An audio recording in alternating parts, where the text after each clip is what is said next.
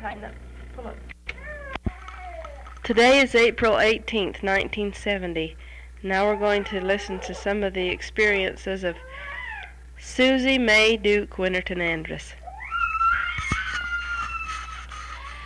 I was born in Heber City on the 10th of April, 1906. I was the fifth in a family of 6 children. My parents were James Alfred Duke. My mother was Jeanette Gardner Duke. My brothers and sisters were Arthur, Reen, Otto, Reed, myself, and Laura.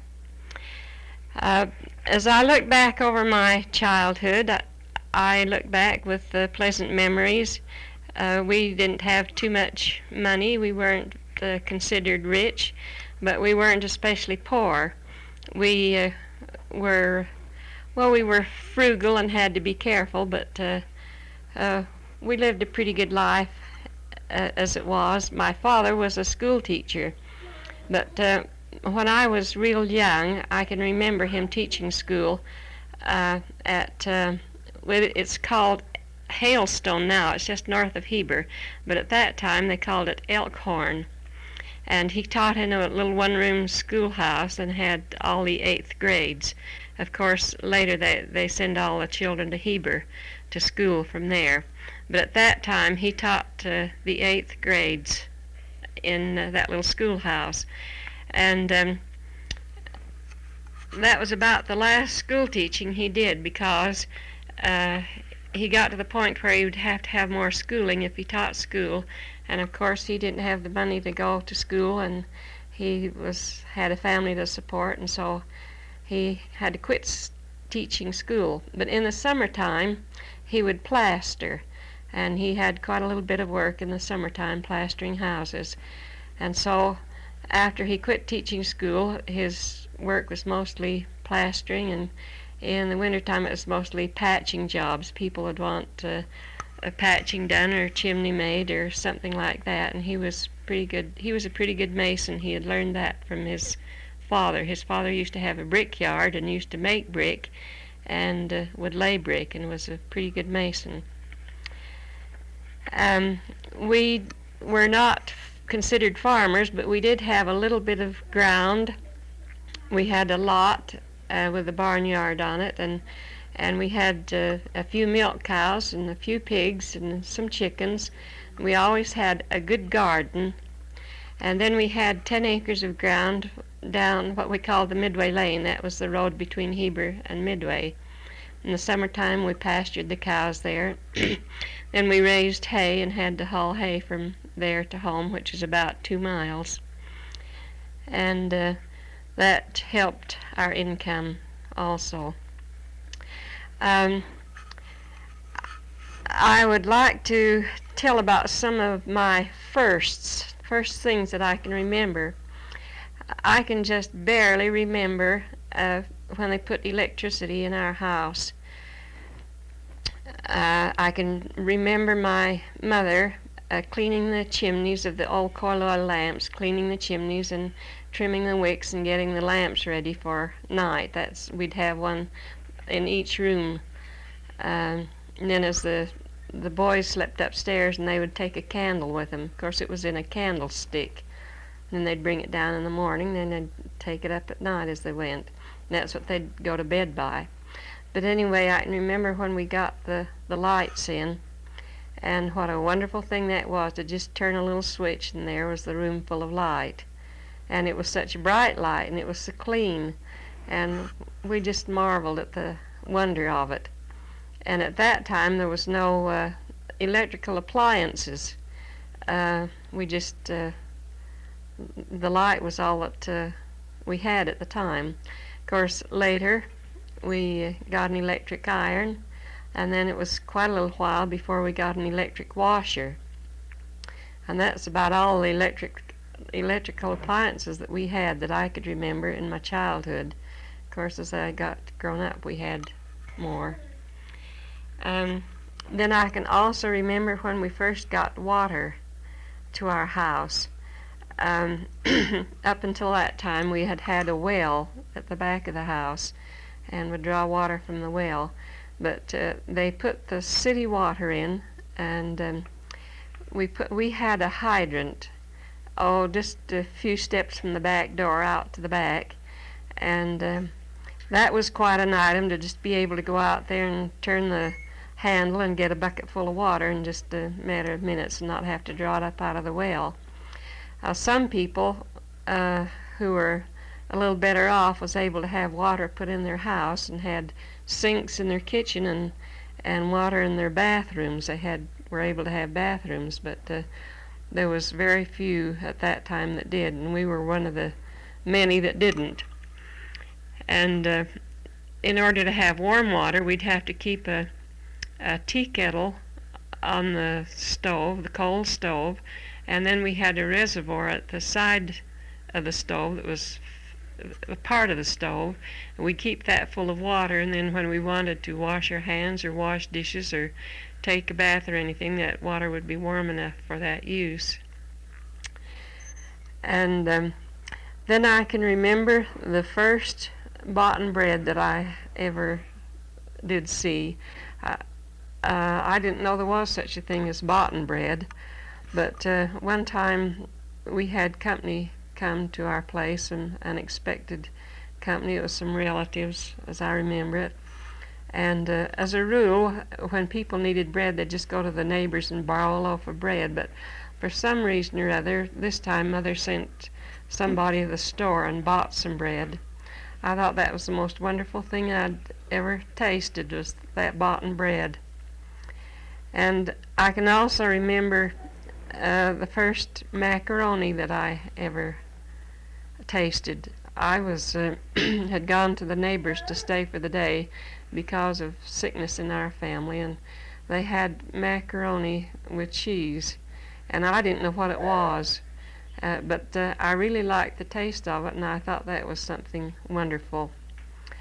I can also remember my first car ride. When we were real small, if we'd hear a car coming, which was a rare thing, we'd all run out to the front gate to watch this car pass. We could hear it for some little ways before it reached our place, and we'd run and watch it pass. But I imagine I was about 6 or 7 years old probably before I ever got to ride in one. We were visiting with some of our relatives in Walsburg, Utah, at my Aunt Suze Greer's place, is where we were at the time. And some of Uncle Steve Greer's folks came up from Provo, and they had a lovely big car. And of course that was a rarity in the little town of Walsburg, so everybody was gathering around to see this wonderful contraption, this automobile. And so the owner would take people in the car, and he'd go about a mile or so down the road and back again, and so that and everybody that was gathered around there got to ride. So when came my parents' turn to ride in the car, why, they took me with them, and I thought that was so wonderful. It just seemed like we were flying through the air.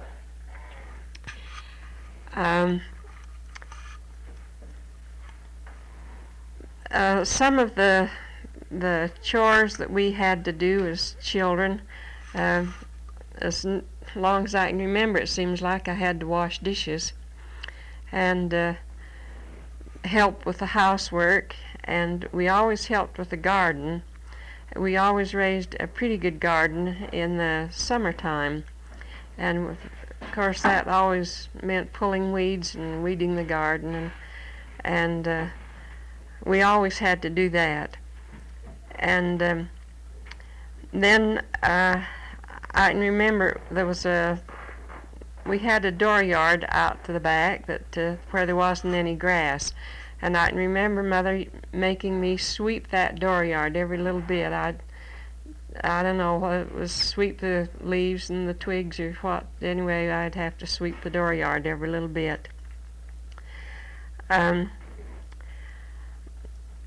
so long ago, I Ivan and I were reading a story, and it was telling of some of the pioneer experiences, and they mentioned the butchering and taking care of the meat and soap making and things like that. And Ivan said, "Did you ever experience any of that?" And I said, "Yes, I can remember when my folks used to have, they would kill a pig or two, maybe two or three, during the winter for our winter's meat, and they would cut it up and salt it down into barrels, cure it in salt, and then they would make head cheese and sausage, and the way they'd make the head cheese, they'd cut all the meat off from the head, all around the cheeks and so on, and but then they'd put a little, Mother would always buy a piece of beef to go with that,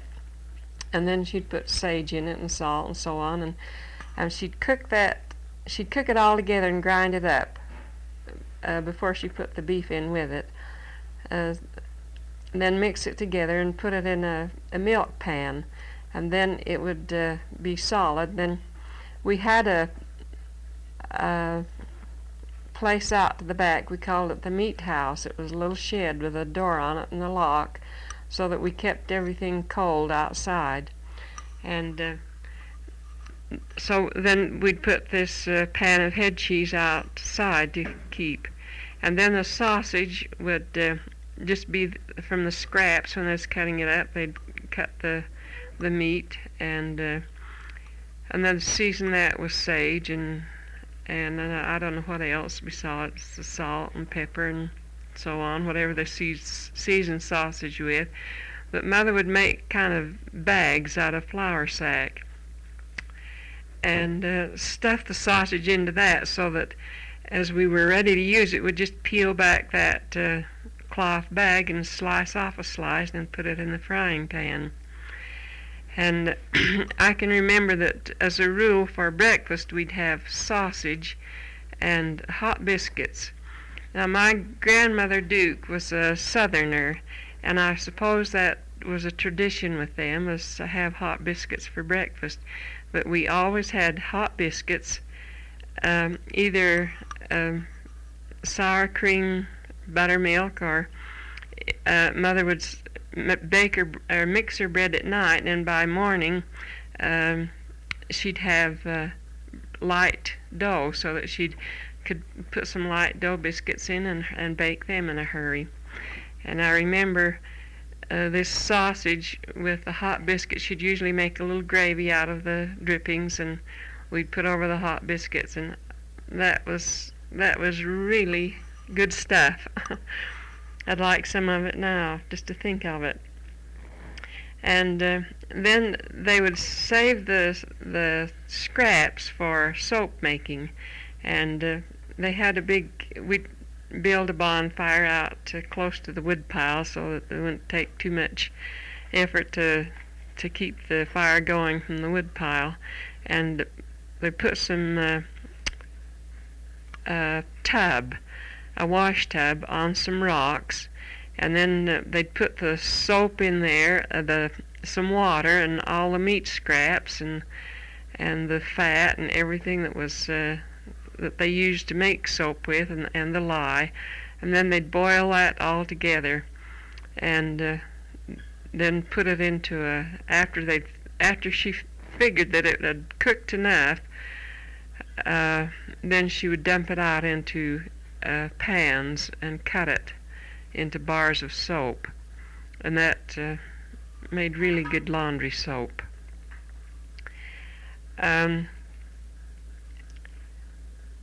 When we were children, we didn't have too many means of entertainment except what we made ourselves, but seemed like we really had good times anyway. In the winter time, we used to have sleigh riding parties and coasting, and about 3 or 4 blocks from our house there was a hill up by the cemetery. I guess it was really farther than that, but anyway, we'd go up here by the cemetery, and and they would coast. As a rule, would be when it was coasting weather, that somebody'd have a fire built at the top of the hill, and then we'd coast down. It was quite a long coast down the hill, and sometimes some of the boys would have a horse there, and they'd tie a rope to their saddle horn, and then they'd tie the sleighs together to pull the sleighs back up to the top of the hill. We'd get to ride up and ride down too, which was very nice if there was horses enough for us to be pulled back up there. And then we used to skate on ice skates quite a little bit. The best skating was at the mill ponds, and that was on the east side of Heber. That was quite a little ways from our place, and I don't remember of going there only once or twice. But usually when the ditches would freeze over or some place around close to home, we'd skate there. And then sometimes we'd have a sleigh riding party. Some of the boys would be able to take their father's team and sleigh, and they'd gather up a whole group of boys and girls, and they'd have hay in the bottom of the bobsleigh, and then we'd probably each one of us take a quilt to keep us warm while we were sleighing, and we'd go around the streets of the town, and sometimes they'd do what they cut shiners. They'd turn the horses real fast, and then that'd just make the sleigh go around the corner real fast, and we called it cutting shiners. And we really thought we were having fun when we were doing that. Then in the summertime, in the evening, there was the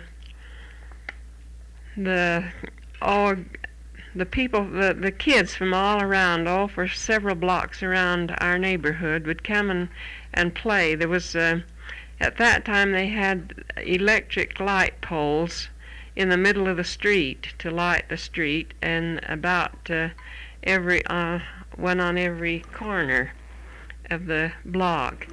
And so on the corner of our block seemed to be a meeting place for the kids for blocks around. They'd come and play. And we'd play different games. We'd play Run Sheep Run, or Colors, or one of the games that we played was Relievo, and that was where they'd choose up sides, and one side would go out and hide, and the other side would have to go find them. And they'd play until the curfew rang. Now, they had a curfew in Heber. In the steakhouse was a big bell that they would ring every night at 9 o'clock, and that was a sign that all the kids had to go home at 9 o'clock. And so that would break up the game. I should say the games. But we had quite a large swing in our backyard attached to one of the limbs of our trees. And lots of times the kids would come there and swing before they went home. And it was a large swing, and they'd take turns swinging until everybody'd had a turn at the swing. And we really enjoyed that swing. I was going to say that my main job, I guess, in the housework was washing dishes, and I especially remember washing the separator. We had a separator, and I did hate to wash that separator. That was one of my worst jobs. There was so many parts to it, and you had to take it all apart and wash it all and put it just so it'd and then scald it and then leave it to drain. And I did hate that job of separating the milk. I can remember before we had a separator, the way they took care of milk was to put it in pans and then set it in the cellar, and then they'd have to skim the cream off and the skim milk they would feed to the pigs, and the cream we would churn it. And of course that was one of my jobs, was to help with the churning. And we had one of those barrel churns, I guess is what you call it, with a dasher that went up and down. And it seemed like Reed and I had to do the churning. Sometimes we'd churn for hours where that butter had come, it seemed like. But Mother would sell the butter. What we didn't use ourselves, she sold butter. And then we got a separator, and they would separate the milk and the cream. Then they sold the cream. There was a creamery in started up in Heber, and we'd sell the cream and feed the skim milk to the pigs. And then I can't remember, but I think this same creamery started to make cheese, so that we didn't separate the milk. We just sold the whole milk in cans. They'd come around and gather the cans, and then they'd take it to the creamery, and then they'd bring the whey back. After they'd made the cheese, they'd bring the whey back, and we'd feed that to the pigs. But I was surely relieved when we didn't have to use that separator anymore.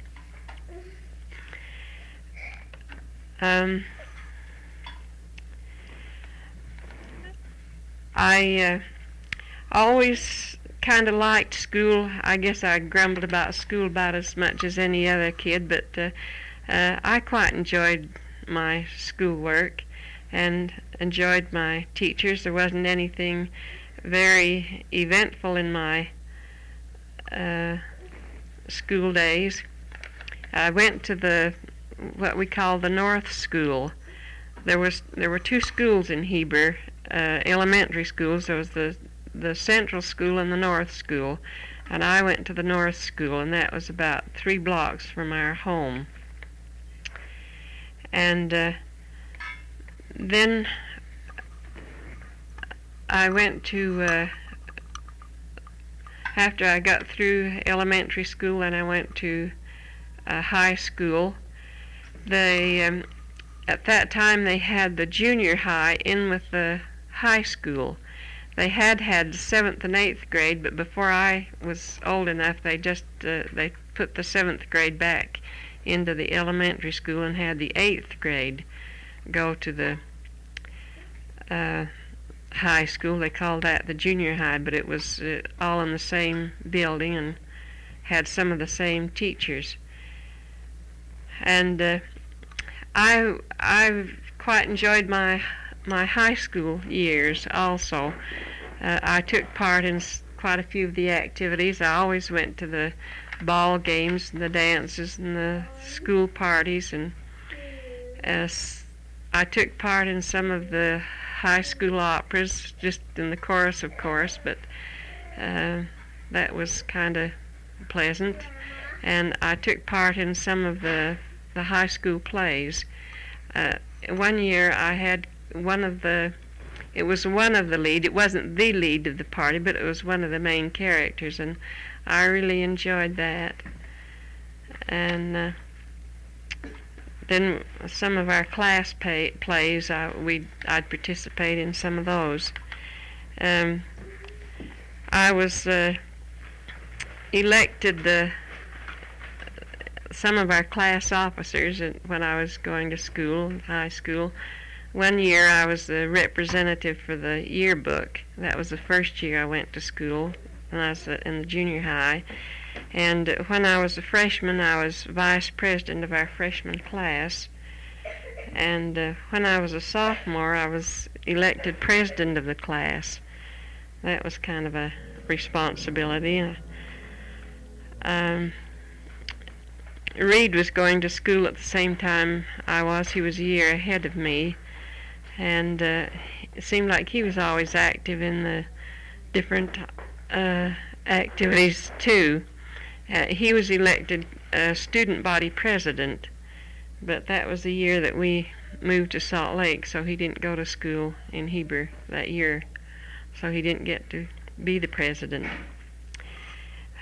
We were always active in church activities. I never remember of ever not going to Sunday school on a Sunday morning unless we were sick or had some reason, a special reason for not going. It was just understood that we got up and got ready for Sunday school, and our parents went with us. Mother and Dad always went unless there was some special reason why they didn't. And we had a sacrament meeting in the afternoon. It would start at 2 o'clock. Now, the sacrament meeting I didn't especially enjoy going to. I just thought that was kind of dry, and I didn't care especially about going to sacrament meeting. And my folks figured that we ought to go some of the time at least. They didn't insist that we go every meeting, but some of the time they insisted that we go to sacrament meeting. So just so that we knew that it was important to go to it and that we should go to meeting. Then later on, as I realized that, I guess I was grown before I realized it, though, that was our duty to go to sacrament meeting. Then I quite enjoyed it, and I still do. I feel kind of left out if I don't attend my church meetings. Then I always went to primary and to MIA and all those activities, and always took part in them. I always enjoyed them. One of the things that I remember of our home life was my dad and mother singing. Dad used to play the guitar, and he was quite a singer. Now, I don't know as he was a singer that would be judged according to some musicians. He wasn't especially a elegant singer, a beautiful singer, but he did like to sing, and we liked to listen to him. And he would play his guitar and sing songs to us, and as we got older, we'd sing with him, and Mother would sing too. And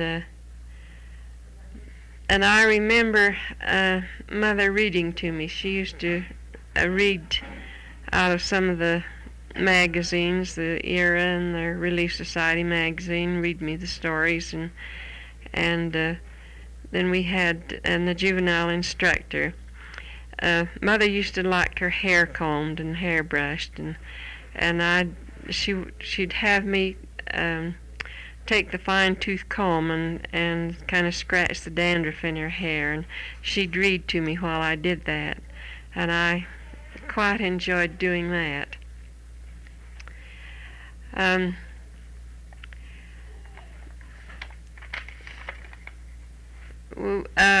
I was asked to kind of tell about how we celebrated our different holidays.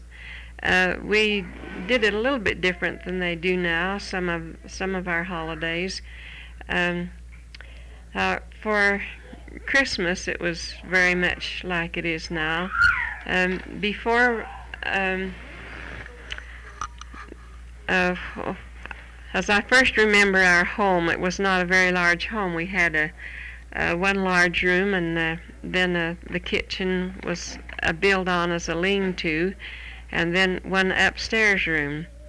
At that time, we didn't have any Christmas tree. We just lay our stockings out on the kitchen table, and that was where Santa Claus put our things. But when I was about 10 or 12 years old, we added on to our house and built a parlor and built more rooms upstairs and another bedroom downstairs. And after we got a parlor, then we were able to have a Christmas tree. And I can remember how thrilling it was to be able to decorate the Christmas tree and get ready for Christmas. And at that time, we didn't have electric lights. They just had candles, little candles in holders, and we'd light these candles Christmas Eve. And of course, we had to be very careful and watch very carefully because there was lots of trees burned up because these lighted candles would burn something or other. And we didn't have a lot of decorations, so we made our own. We'd make paper chains and popcorn, and we did have a little bit of a tinsel to go with it. And that was our Christmas decorations. Then we'd always decorate the house too. We'd make paper chains and string along the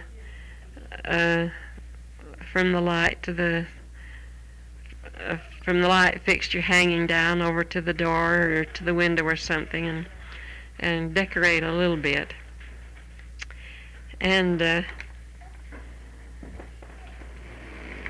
then it didn't seem like we got a great lot for Christmas, but we were always adequately taken care of, it seemed like. We always, lots of times, we'd get clothes and some toys, and it was very nice to remember those things, to look back on our holidays, our Christmases, and we'd always get candy and nuts in our stocking and maybe some toy. Then we always had a children's dance on the holidays, so on Christmas we'd go around Christmas morning after we'd seen what we got. We'd go to all the neighbors and see what they got, and it was hard to get any meals in. It seemed like we'd always be too busy, and then we'd go to the children's dance, which would be about 2 o'clock, and if we got a new dress or new shoes or new hair ribbons and all that sort of stuff, then we'd wear those to the children's dance. Then there was always a grown-ups dance at night. Of course, I didn't go to those until I was in high school. And Easter was a whole lot different then than it is now, the way we celebrated. We used to save up our eggs we'd save eggs for quite a little while before Easter, so we'd have eggs to color for Easter and to have what we wanted. We were allowed to have all the eggs we wanted for breakfast that morning. We could have them scrambled or fried or boiled, and sometimes we'd have some of each. But we always had we'd make our own Easter baskets and color our own eggs, and then we always planned to go on a picnic and to take our lunch. And if it was good weather, we would go out in the fields. There was a large spring. We called it Hatch's Spring. That was it was, I imagine, a mile or so from our place. Okay.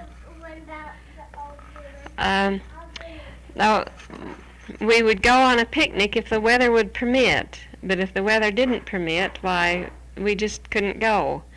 And but we'd have our own Easter baskets and color our own eggs, and that would be it. We didn't have any new Easter outfit like they do now. We didn't know anything about Easter outfits in those days. We'd have a new dress for Christmas probably, and that would be our winter dress. We'd have a winter dress for summer, and that would be our best dress, and that's all the dress we'd have probably, except our school clothes. Then in the summertime we got a new dress for the 4th of July, and that would be our best dress for the summer. So this Easter outfits is something that's developed since I was young. The 4th of July was quite a celebration in our town. Next to the Christmas, I think I liked the 4th of July the best. About 6 o'clock, about daylight, I guess, they would start to shoot off cannons, they called it. Of course, it was just, it wasn't a regular cannon, I guess. It was just something to make a noise. But anyway, they'd start this bombardment real early in the morning. And then they had what they called the martial band, and that would be a group of elderly men that played in the band. They was an old-time band, and they'd go around serenading early in the morning before breakfast. They'd go all over town serenading and play their music. And then about 10 o'clock in the morning there'd be a parade.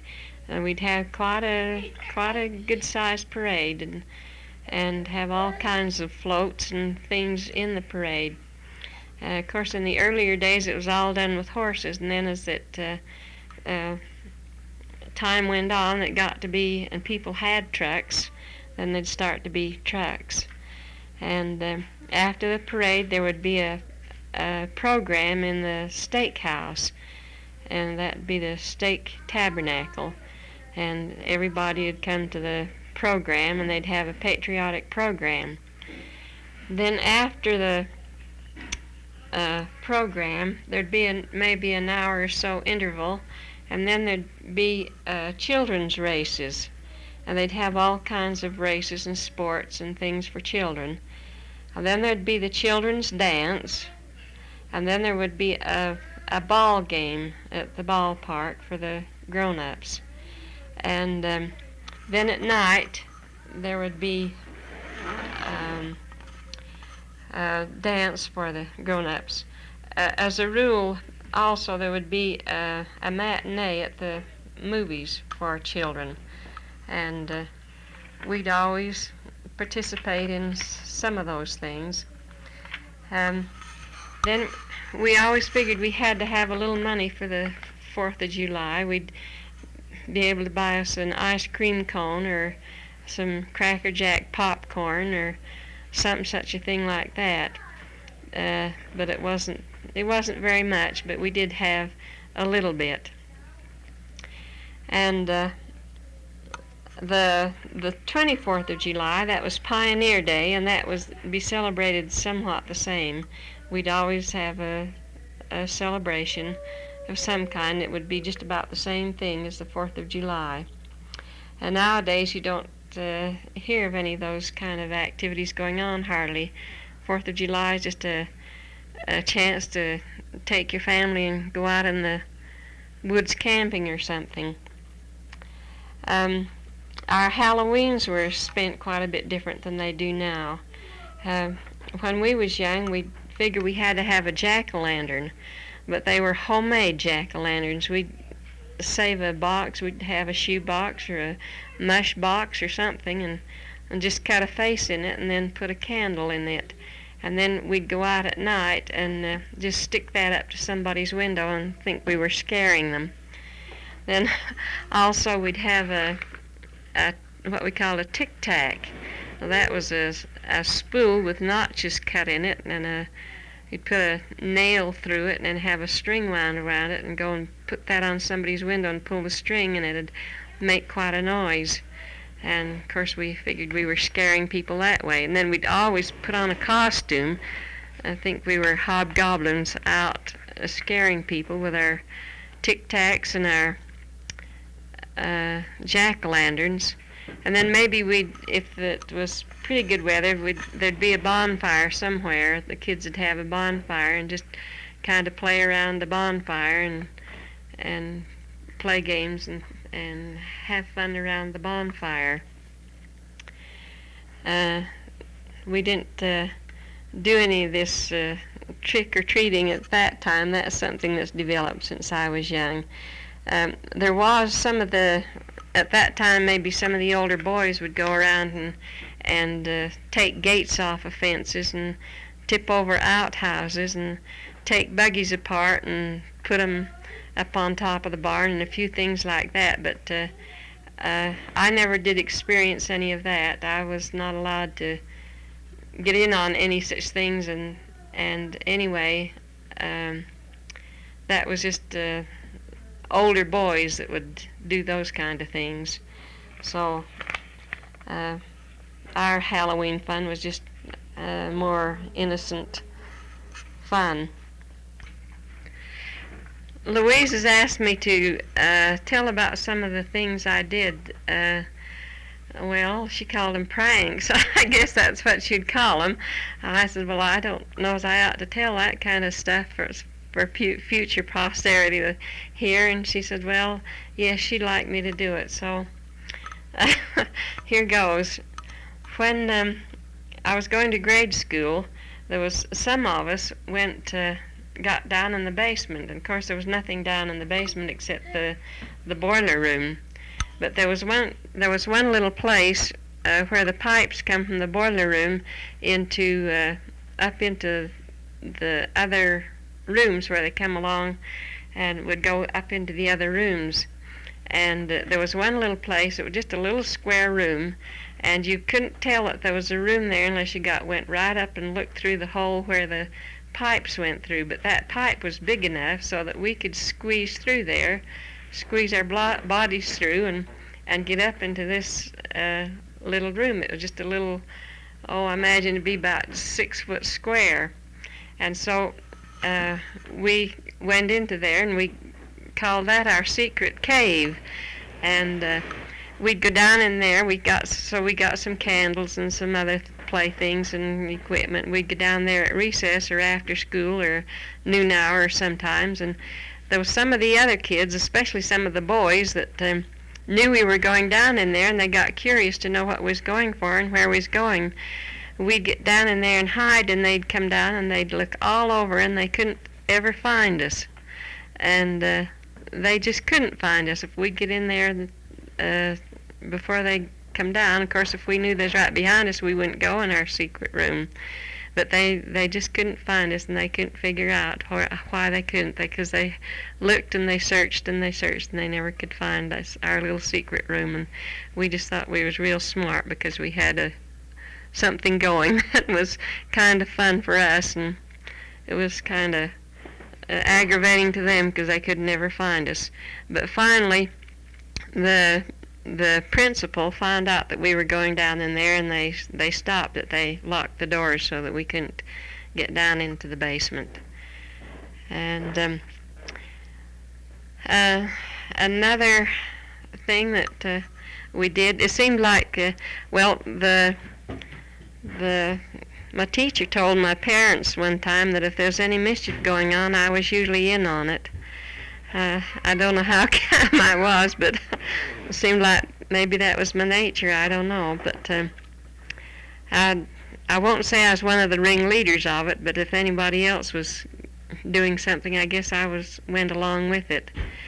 But I remember one time we were passing the bank building, and there was a stairway that went up there to some office buildings. And I guess the reason we went up there, we were hunting the restroom. There was a little restroom up there that was apart from the other buildings. And when we got in there, why, there was a skylight in there, and somebody left a ladder going up through the skylight. And so we started investigating, and we got up there, and we could move this skylight a little bit, and we got out onto the roof. And that was above the mercantile and the bank building. There's quite a row of buildings there along, all in one place. And we got to playing up on there and looking over, and there was gravel. There had been tar. The roof was made of tar and with gravel over it.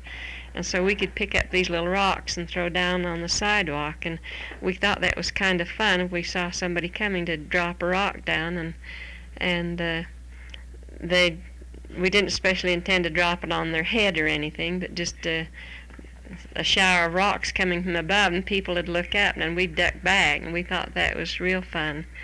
And so some of the boys that we kind of was in our room and our grade and was kind of playing around too, they saw that they knew that we'd gone up there, and they come up, and they hunted for a way to get up there, and wondered how we got up there, but they never could find out because they didn't know where this little restroom deal was. And of course it wasn't that ladder wasn't always up there, so it was just it's just a short time that we just one or two times that we were able to do that, and then when we went, while the ladder was taken down, we never could get up there. But we thought that was kind of fun to think we'd outsmarted them that time.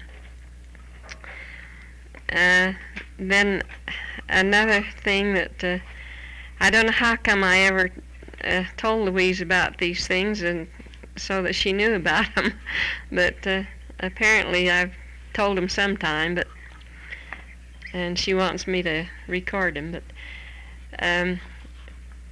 there was one of my friends, Louisine Hatch, her grandmother owned one of the largest houses in Heber. They were considered quite well-to-do, and they had a large home, and it was a stone building, and it had a lot of rooms, and it was elegantly furnished.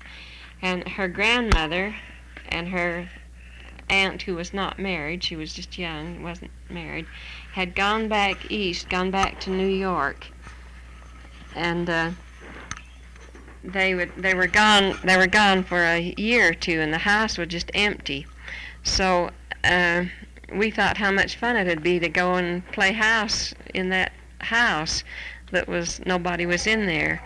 So there was several of us, and of course the doors were all locked and the windows were all shut and everything, but Louisine happened to know how to get through a skylight up on the roof.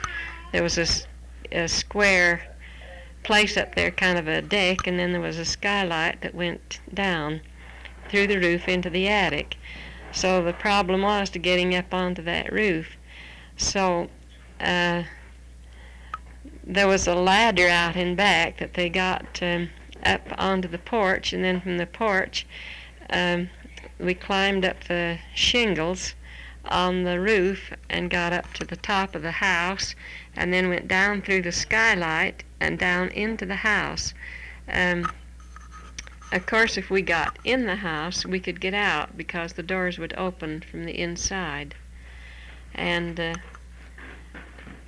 I can remember how we had little rubber soles on our shoes. And I guess if it hadn't been for that, we wouldn't have been able to climb up on that roof.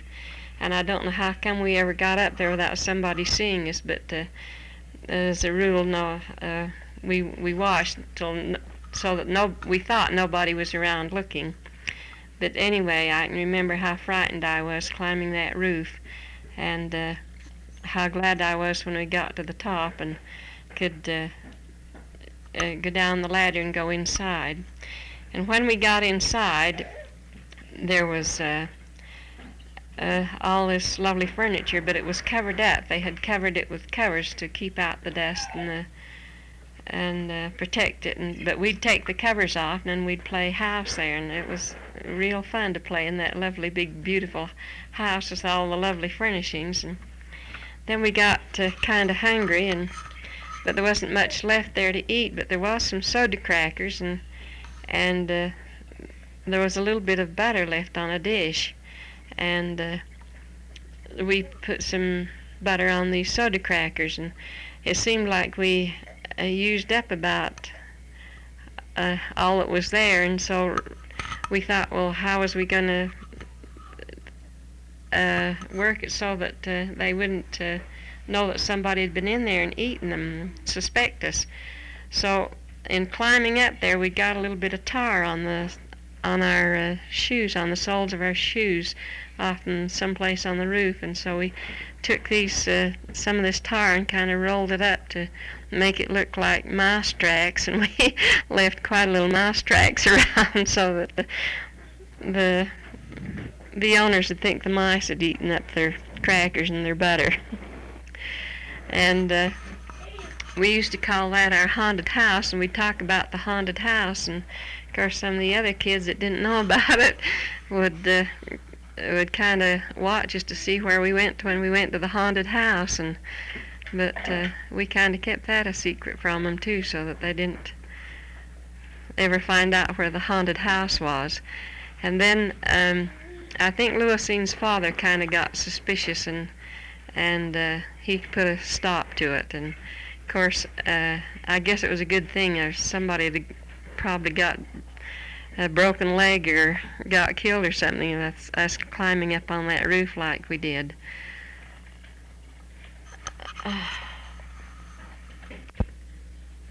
Ready? I've been asked to tell about my courtship and marriage. I have 2 courtships and marriages to tell about. My first marriage, I was married to Harold Winterton. There was nothing spectacular about my courtship, I guess. When I was in high school, I went to, one day I went into the girls' dressing room and I heard some other girls talking, and one of the girls says, "Oh, have you seen that new boy that's in school?" And some of them had and some of them hadn't, but anyway, they was talking about this good-looking boy. He'd been going to the BYU for the past 2 years, and now he'd started to go to our school, and he was from Charleston, and his name was Harold Winterton. Of course, I listened but didn't pay too much attention to it. I hadn't seen him, but 2 or 3 days later, he came into a class that I was in, a speech class, and so then I got to see him. And in this speech class, sometimes he would sit by me, sometimes not. Anyway, that was the way I got acquainted with him, was in this speech class. And along towards the end of the year, it seemed like he came in and sat down by me quite a little bit, and we'd talk and visit. And then one night we were at a stake MIA dance, and he was to this dance, and he asked to take me home. And so I went home with him. I was real flattered to think he'd ask me to. We had been good friends, and we'd in school in this class, and sometimes at noon or in study period, while we'd kind of sit together and talk together a little bit. And time or two we went downtown and bought candy bars and things, but I didn't think too much about it. I really liked him. But when he asked me to go home from this dance, I was real thrilled. Well, then he asked me for another date for Sunday night, and that was when I started to go with him. And from then on, we just about went steady. If there was any place to go, any dances or ball games or anything like that, why, it was just kind of understood that he would take me to it. And so that's the way we got started, to going together. But we'd only gone together for about a year when my family moved to Salt Lake. My father had gone down to Salt Lake and had worked down there. It seemed like there was quite a bit of plastering to do down there, and that there was a lot more work to do. And at that time, Otto was married and lived in Salt Lake, and I don't know whether it was through his influence or not, but anyway, they got us to move to Salt Lake. Anyway, we figured that our chances were better for Dad making a living, so we sold our place in our home in Heber and moved to Salt Lake. Well, I kind of hated to leave my friends in Heber, but I kind of looked forward to making new friends in Salt Lake. And but Harold and I had gone steady enough, long enough, that we still thought a lot of each other. I went out some with other fellows in Salt Lake, but not too much. But anyway, one time when Harold came down, after I'd lived there for about a year, he used to come down every once in a while, and he'd stay maybe a day or two, and we'd go places and do things and go to shows and things. And finally, one spring day, he came down to see me and visit me, and he said, I just can't keep doing this. He says, we should get married.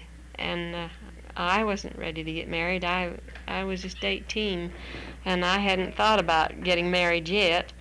And I just felt like, well, I wasn't ready to get married. And he said, well, he just couldn't keep coming down there. And of course, I had been going out with other fellows, and he didn't like that. He said, uh, he says, either we get married or I quit coming. And so I kind of hesitated, but he kept talking to me, and he convinced me. I tried to let on like I was too young and wasn't ready to get married, but he kept talking to me, and he seemed like he'd out to argue me on every point. So I decided that I really did want him, but and I could see his point. He just was. It was just too hard for him to make the trips down there. He couldn't spare the money and didn't have the time to go courting that far.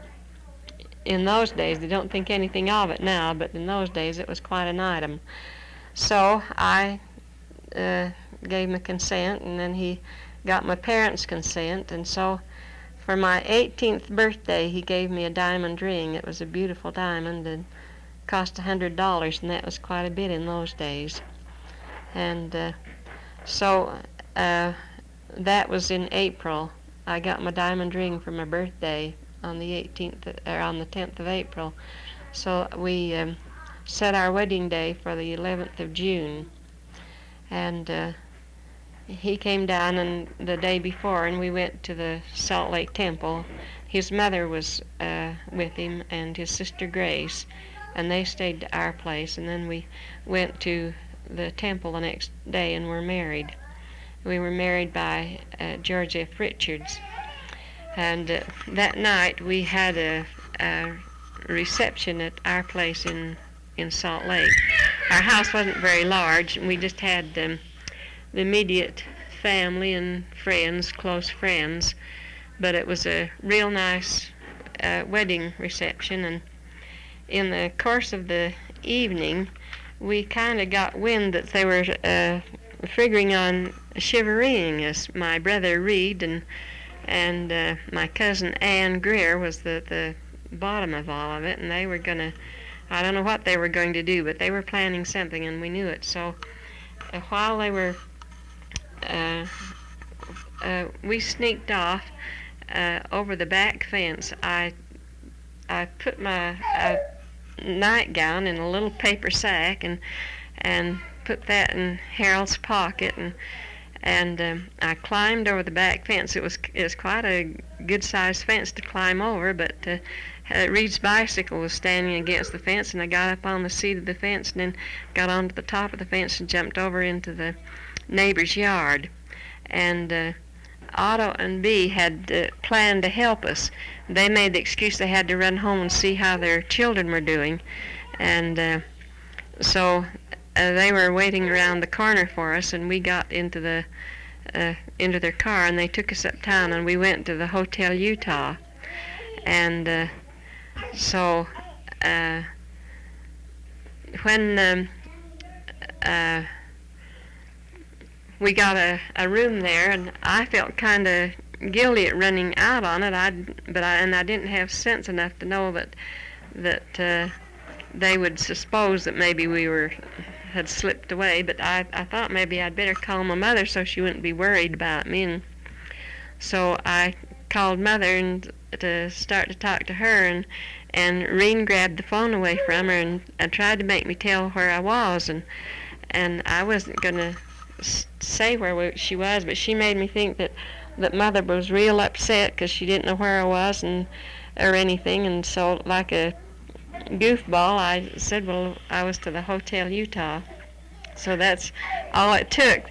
Then they tried to come up there. Of course they come to the Hotel Utah then and tried to get us to come out, but we kept the door locked, and they couldn't get into the room, but there was a transom above the door that was open, and so they started to boost somebody up to get over into the transom, but Harold happened to hear him climbing up there, and he knew what they was figuring on, so he hurried and closed the transom, and they monkeyed around outside there for a little while, but they decided they couldn't get us that night, so they decided they'd wait till the next day. So we went home. We bummed around downtown for a little while, and in the forenoon, and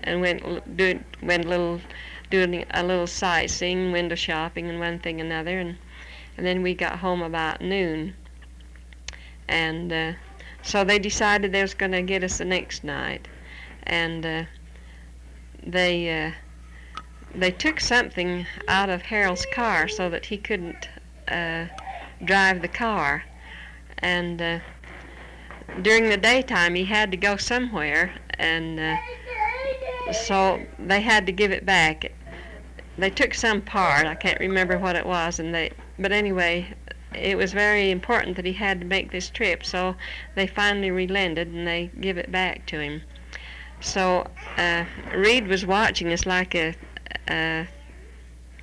hawk, and he stepped out for something. He had another friend that he went to talk to, and they was cooking up something to what they was going to do to us. So while he was out, we got in the car and dashed away, and then he and his friend tried to follow us, but I guess we got a good head start on them, and they couldn't catch us. So we went out towards East Mill Creek and drove around through a lot of streets here and there and everywhere, and then we went to his uncle's place, and we drove around. They said we could stay there all night, and he drove his car around to into their backyard, so that if by any chance they had been following us close enough, they couldn't see the car out in front.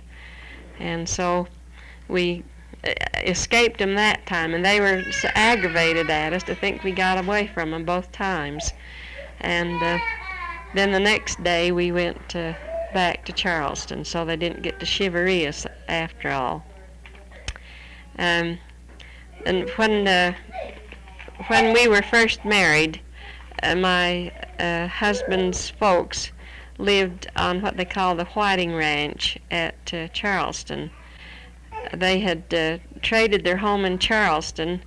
They had a big, lovely new home, but there wasn't much ground there, and they traded the home and what little bit of ground there was for this ranch at Charleston, which didn't have a very good home on it, but it had more ground, and they needed the ground. So we lived with Harold's parents for that summer, and for a honeymoon we went out to Strawberry. They had their cattle out in Strawberry, and somebody had to stay with them and watch them.